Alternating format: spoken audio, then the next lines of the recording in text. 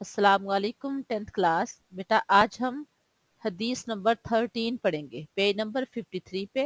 आपकी सिलेबस की ये तीसरी हदीस है, तो आइए अल्लाह का नाम लेकर शुरू करते हैं। मन तखत्ता, मन जिस शख्स ने, तखत्ता फलांग कर गया, रिकाबा गर्दने, अन्नासी लोगों की, मन जो कोई या जो शख्स, तखत्ता फलांग कर गया, रिकाबा गर्दने, अन्नासी लोगों की, यौमा दिन, अलजुमाती जुमा का।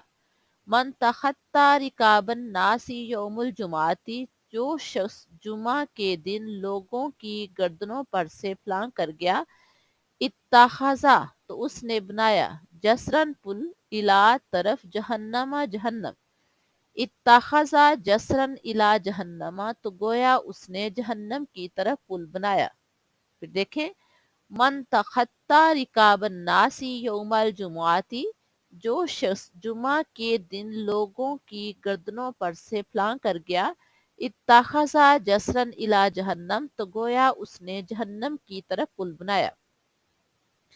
ये हदीस मुबारका भी आदाब जुमा के बारे में है कि जब जुमा की नमाज पढ़ने के लिए जाते हैं तो प्यारे पैगंबर सल्लल्लाहु अलैहि वसल्लम के फरमान के मुताबिक दाईं तरफ से बैठना शुरू करना चाहिए, और जब पहली सफ पूरी हो जाए तो फिर दूसरी सफ से फिर दोबारा दाईं तरफ से बैठना शुरू करना चाहिए, और जो जिस तरह से आता है वहां बैठता जाए।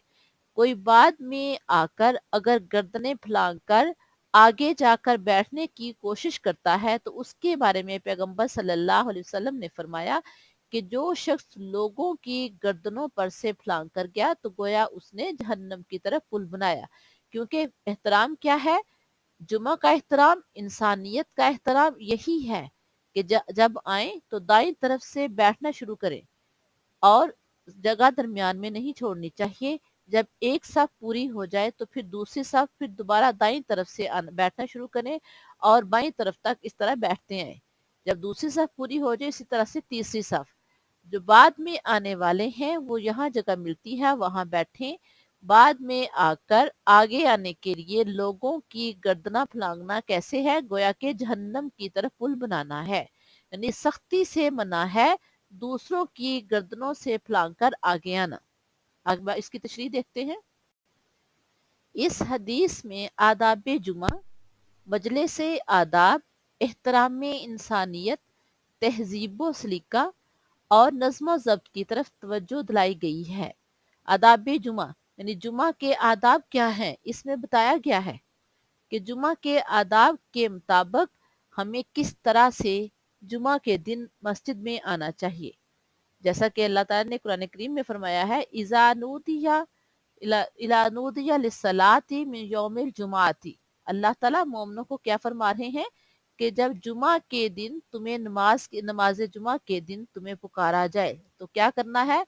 अल्लाह के जिक्र की तरफ दौड़ते हुए आना है, और हर तरह की खरीदो फरोख्त, हर तरह के कारोबार छोड़ देने हैं। सूरतुल जुमा की आयत नंबर 9 में अल्लाह ताला फरमा रहे हैं, या अय्युहल्लज़ीना आमनू, ए अहले ईमान या ए मोमनो, इज़ा नूदिया लिस्सलाति मिन यौमिल जुमाती, जब जुमा के दिन तुम्हें अल्लाह की याद की तरफ बुलाया जाए, फसअउ इला ज़िक्रिल्लाहि तो अल्लाह के जिक्र की तरफ दौड़ते हो। लिस्सलाती अल्लाह की याद की तरफ यानी नमाज की तरफ जब बुलाया जाता है, फसअउ इला ज़िक्रिल्लाहि तो अल्लाह के जिक्र की तरफ जल्दी से आओ। वाजारुल बैया और खरीदो फरोख्त छोड़ दो, यानी एहतराम से, सलीके से, तैयारी के साथ आना है, और मस्जिद में जो आदाब जुमा है, मजलिस के आदाब हैं, उनका ख्याल रखना है, और सबसे बढ़कर एहतराम इंसानियत और तहजीब सलीका और नज्म ज़ब्त का मुजाहरा करना है, जो कि इस्लाम में ज़रूरी है। मुआशरत की दर्जा वाला तमाम खूबियों के बारे में एक जामिया तालीम देने के लिए आदाब नमाज जुमा को इस हदीस मुबारक में मौजू बनाया गया है। जुमा का दिन सबसे बेहतर दिन है, इसलिए तो पैगंबर सल्लल्लाहु अलैहि वसल्लम ने इसे सैयदुल अय्याम यानी दिनों का सरदार करार दिया है। और इस दिन अल्लाह ताला की खुसूसी रहमतें और बरकतें नाजिल होती हैं। जुमे के दिन की फजीलत के बारे में नबी अकरम सल्लल्लाहु अलैहि वसल्लम ने फरमाया, जुमा के दिन एक घड़ी ऐसी होती है जिसमें की गई दुआ अल्लाह ताला कबूल फरमाता है। यानी जुमा के दिन एक वक्त ऐसा जरूर आता है जिसमें आप जो भी दुआ करते हैं तो अल्लाह ताला कबूल फरमाते हैं। ये सही बुखारी की हदीस है। और ये भी हदीस मुबारक है कि जुमा के दिन हमें खसूसी तौर पर एहतमाम के साथ नहा धोकर साफ सुथरे कपड़े पहनकर, मर्दों के लिए है खुशबू लगाकर मस्जिद में जाना चाहिए। ये तमाम चीज़ें आदाब जुमा में आती हैं। यानी जुमा के दिन को मुसलमानों की ज़िंदगी में ख़ास अहमियत हासिल है। एक और हदीस मुबारक देखते हैं। हमारे प्यारे पैगंबर सल्लल्लाहु अलैहि वसल्लम का फरमान है, ये सही मुस्लिम की हदीस है, जिसने जुमा के दिन अच्छी तरह वजू किया, फिर वो नमाज पढ़ने आया और खामोशी से जुमा का खुतबा सुना, तो उसके एक जुमे से दूसरे जुमा तक के और इसके साथ मजीद 3 दिनों के गुनाह माफ कर दिए जाते हैं। यानी एक जुमे से लेकर दूसरे जुमे तक और उसके अलावा 3 दिन मजीद और मजीद 3 दिनों के अल्लाह ताला गुनाह माफ कर देते हैं। किसके? उस शख्स के जिसने बड़े एहतमाम के साथ वजू किया, यानी अच्छे तरीके से वजू किया और फिर नमाज पढ़ने के लिए आया। और नमाज पढ़ने के लिए जब आया है तो मस्जिद में जब खुतबा हो रहा है तो वहां दीन की बातें हो रही हैं, तो मजलिस के आदाब का ख्याल रखते हुए खामोशी से जुमा का खुतबा सुना, तो अल्लाह की रहमतें देखें, उसके एक जुमा से दूसरे जुमा तक के और मजीद 3 दिनों के अल्लाह ताला गुनाह माफ कर देता है। ये अल्लाह ताला की बहुत बड़ी रहमत है मुसलमानों पर कि अल्लाह ताला ने मुसलमानों को बख्शने के कितने बहाने बनाए हैं। अल्लाह ताला एक एक सेकंड, एक एक लम्हे के लिए हमें अपनी तरफ पुकारता है और उसमें भलाई भी हमारी ही है कि हम अल्लाह की तरफ आएं और अपने लिए बेहतरी के रास्ते तलाश करें। चूंकि इस्लाम एहतराम इंसानियत का दीन है, इंसान की तकरीम का बहुत ज्यादा ख्याल रखा जाता है, इसीलिए जब जुमा का खुतबा हो रहा हो तो बाद में आने वाले पहले से बैठे हुए लोगों की गर्दनों पर से फलांग कर आगे ना जाएं, क्योंकि ये बात क्या है? आदाब मजलिस के खिलाफ है और पहले से बैठे हुए लोगों के एहतराम के खिलाफ है। क्योंकि जो लोग पहले बैठे हुए हैं उनके ऊपर से जब आप गुजर कर जाते हैं तो सबसे पहले क्या है? मजलिस के आदाब को आप पांव तले रोंद रहे हैं।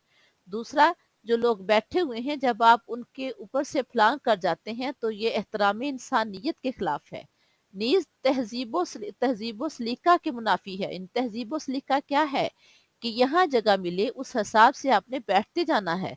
जब आप इस तरह से करेंगे तो मजलिस के आदाब के खिलाफ भी है और एहतराम इंसानियत के खिलाफ भी है, आपके तहजीब सलीका के भी मुनाफी है। लिहाजा शाइस्तगी क्या है? पैगंबर सल्लल्लाहु अलैहि वसल्लम के हुक्म के मुताबिक यहाँ जगह मिले वहीं बैठ जाएं। और जैसे मैंने पहले भी बताया है, तरीका क्या है कि दाईं तरफ से बैठना शुरू करें और पहले पहली सफ मुकम्मल करें, उसके बाद दूसरी सफ को शुरू करें और फिर उसको मुकम्मल करें।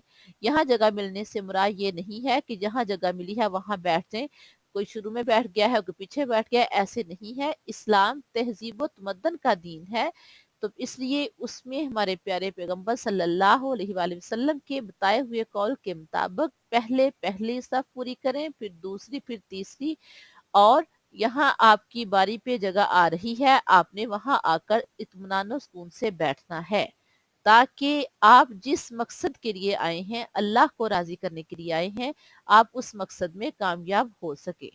ये थी हमारी हदीस नंबर 13। तो बच्चों, आपने इस हदीस को बहुत अच्छी तरह से याद भी करना है और नोट भी करना है और दुआ भी करनी है कि जो कुछ अल्लाह के पैगंबर सल्लल्लाहु अलैहि वसल्लम ने हमें बताया है, हम उसको सुन सकें, समझ सकें, उस पर अमल करने की कोशिश करें और अल्लाह से दुआ करें कि अल्लाह ताला हमें अपने पसंदीदा बंदे बनाए। आमीन। अल्लाह हाफिज।